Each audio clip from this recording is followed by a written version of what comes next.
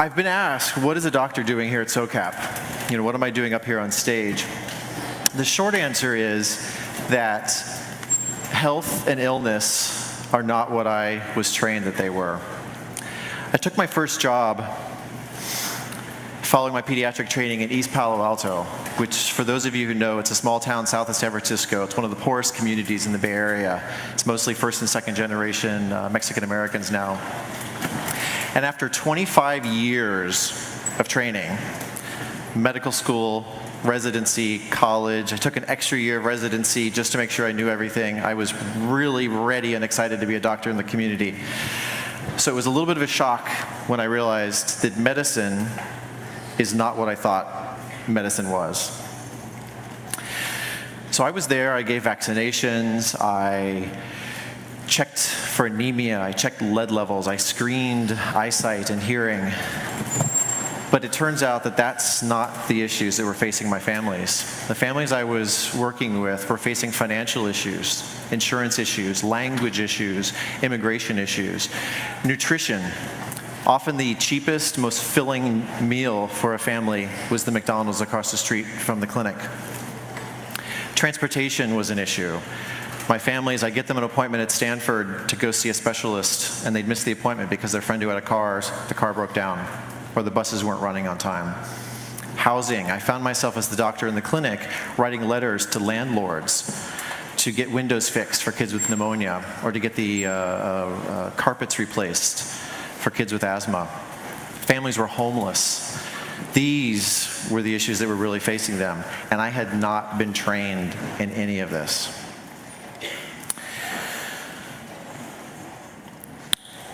So the first thing I want you guys to remember today is health is not healthcare. We tend to conflate those things here in the United States. We use the terms interchangeably and often replace them with one with the other. Healthcare is really medical care. Okay? In fact, I often tell my medical students that if you're healthy, if you're not sick, by and large, you don't need to see a doctor. You don't need to interact with the medical care system. So what are the actual causes of illness? There was a study done a few years ago, about 10 years ago now, looking at what we call the actual causes of death. So what they did is they looked at death records and said, well, let's not just look at whether it was a heart attack or pneumonia. Let's look at what it led to the heart attack and led to the pneumonia. And what we found was that medical care really only accounted for about 10% of the total illness. The real issues were the things that I had been seeing: social circumstances like poverty, not enough family support, physical environment, toxins in the community or in the home, behavioral choices, drinking, drugs, how old, whether you stay in school, those sorts of things. So what is health?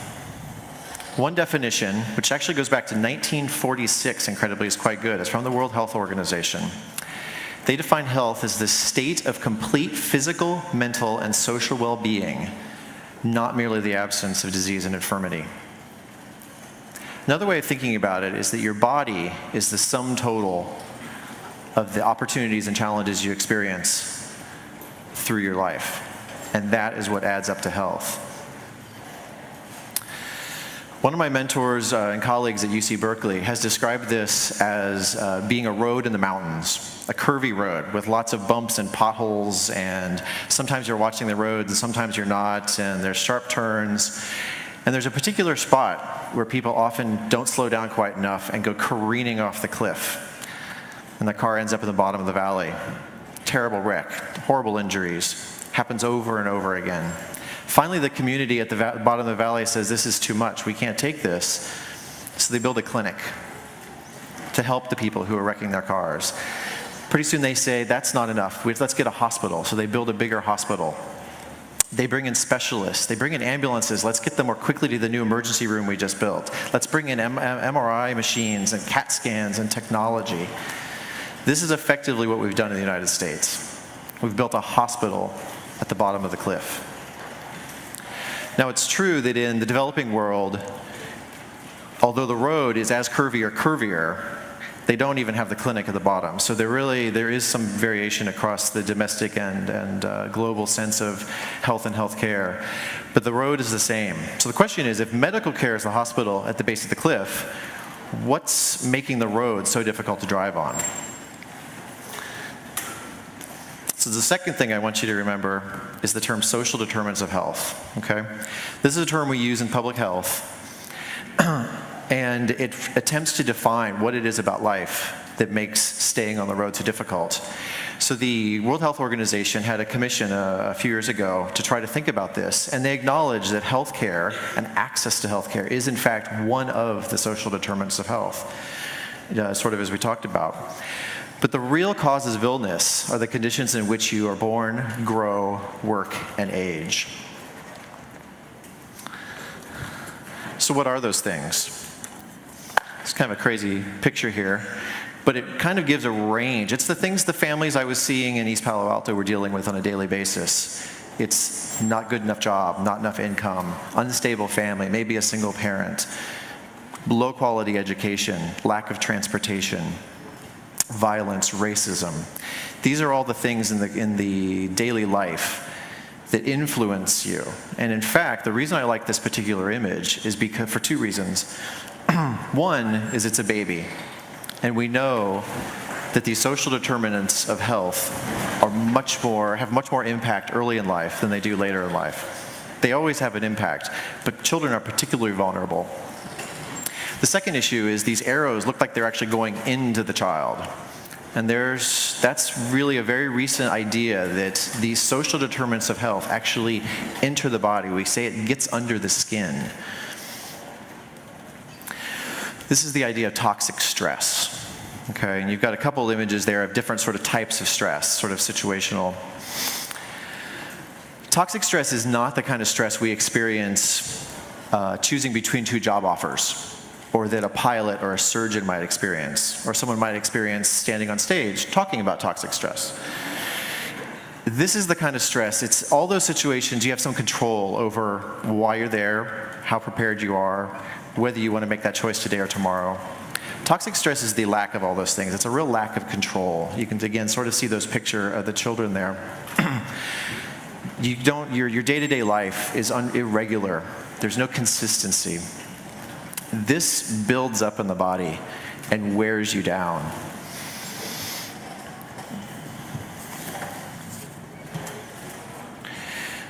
And it actually alters your biology. This is what we're really beginning to learn now. So the immune system is affected. The ability to fight off infections, the ability to fight off cancers, causes inflammation. So asthma is an inflammatory disease, cardiovascular disease, so heart attacks are related to inflammation.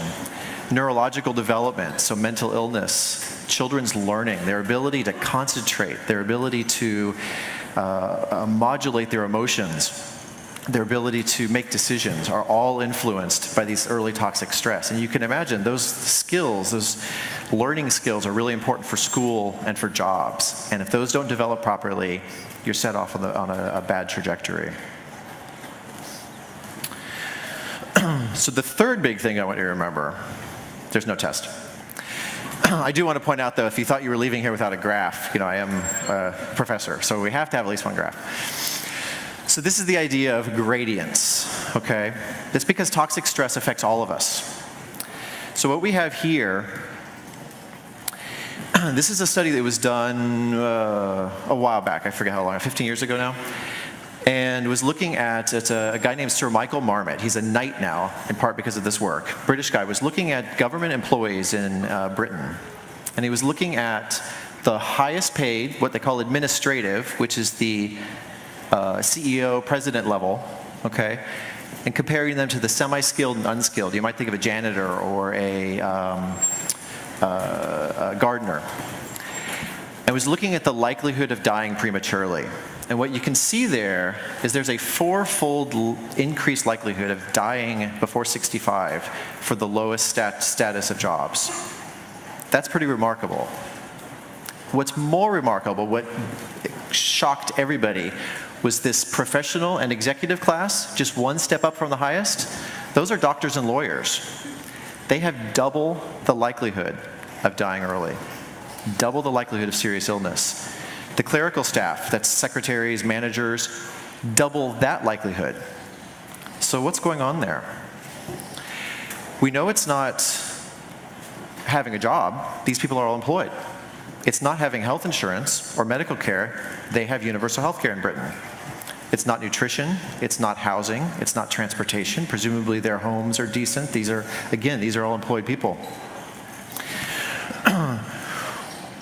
What we believe is that it's stress. It's this toxic stress.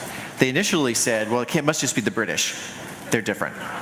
So they redid the study of the United States, same thing. Did other countries, same thing. They said, well, maybe it's just mortality. Maybe that's the issue. Or maybe it's cardiovascular disease, it's heart disease, because that's the main cause of death. All diseases. They said, well, maybe it's age. Well, this is the same story in children. In this case, the lower income kids are on the left side. And you can see these nice gradients go all the way down, okay? The important thing here is that toxic stress affects all of us, and it affects across the socioeconomic spectrum. It goes across countries and goes across communities. And the result is to health disparities. Okay? So on the global stage, and many of you would have seen this before, you can see in sub-Saharan Africa is the blue. That's a lifespan of 40 to 50 years. Okay? That's the inability of these communities to be able to tolerate, to have the resilience, to have the financial and social resources to deal with the day-to-day stress. You can see in the dark green, Australia, Europe, Japan, Canada have much, much higher lifespans. Again, because of government policies and family policies and family decisions. But if you think we're getting away from that in the US, you're wrong. So here's a map of Washington, D.C. So in downtown Washington, D.C., or central D.C., the life expectancy is 72 years. That's equivalent to Morocco or El Salvador. Out in the suburbs, Norway, 15 to 30 miles away. You see a 9-year lifespan difference. New Orleans is even worse off. Central City, the life expectancy is 55 years. That's equivalent to Zimbabwe or to Zambia and to Uganda. And yet out in the suburb or in other parts of the city, it's higher than the national average.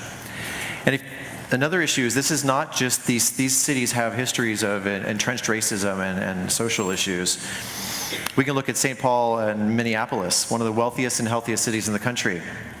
This is actually a nice map, shows the interstate system. These are exit ramps, lifespans of different exit ramps. And you see right here, the lower left, 3 miles apart, 13 years difference in life expectancy.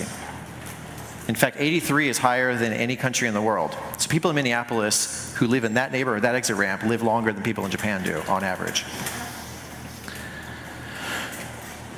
So why does this bring us to SOCAP? Well, first, SOCAP addresses social injustices. Going back to that same WHO report, they said pretty frankly, social injustice is killing people on a grand scale. This is one of the most serious social issues that we face and as a species, really. Right now, it's unfair and yet true that where you're born, be it East Palo Alto or Lagos, Nigeria, is more important to your life health and your life chances than anything else about you. Second issue is SOCAP already does health. So I spoke at a panel last year and was really impressed by the work that was being done to make communities better places, to make families more stable, to provide income to mothers in villages around the world. All of those things lead to health. And yet, I never heard the word health uttered last year while I was at the conference.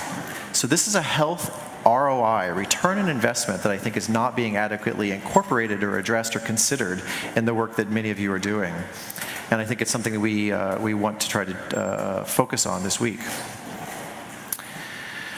Third, SOCAP thrives on disruption. And in the US, we are being disrupted quickly.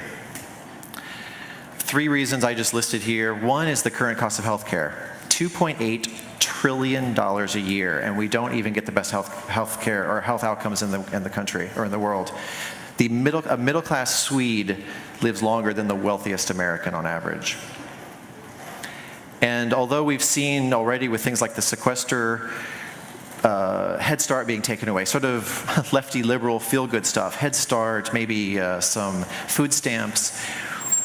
At the rate we're going to start seeing aircraft carriers removed, all cancer research, crop subsidies, things that matter across the aisle, as they like to say. There's going to be no avoiding it. The flip side of that, though, is think about the opportunities in there. If you shave off 1% of $2.8 trillion, I had to do this calculation a couple times, $28 billion, just 1%. Healthcare system wouldn't even recognize it, right? And yet that is $28 billion. It's already being spent that could be spent somewhere else. We're not talking about new money. We're talking about money that is already being spent. Second one is the ACA, the Affordable Care Act, Obamacare. There's big changes coming. There's going to start really looking, hospitals, insurance companies are really going to start trying to keep people healthy. People are going to stick with their insurance long term. This is a dramatic turnaround, and it's going to have a whole new range of healthcare players are going to start focusing on new things. And this is where innovation is needed from all of you, because these players don't know how to keep people healthy. They're only good at curing people once they get sick. And the third is demographics, the aging population in the US. One more graph, I couldn't resist. We're going to see a doubling of those over 65 in the next 40 years, and a tripling, actually, of those 85. And as a colleague of mine at Berkeley said to me, he goes, if you think the healthcare system is stretched now, wait till there are 100 million retirees. It's simply unsustainable. So what we really have to do is focus on getting people healthy, keeping them out of the hospital, keeping them needing as few medications for as long as possible. High quality life until the end of life. And as we saw with the social determinants of health and toxic stress, a lot of that, ironically, has nothing to do with medical care. It has very much to do with changing the daily lives that all of you work on improving. So with that, I do want to welcome you all. I also want to say that over the next few days, we have, I think at last count, 27 health-related panels. It's the largest track this year. Many of them are cross-listed with other tracks. We've got some on investment, both global and domestic, looking at infrastructure, looking at innovation. We've got panels looking at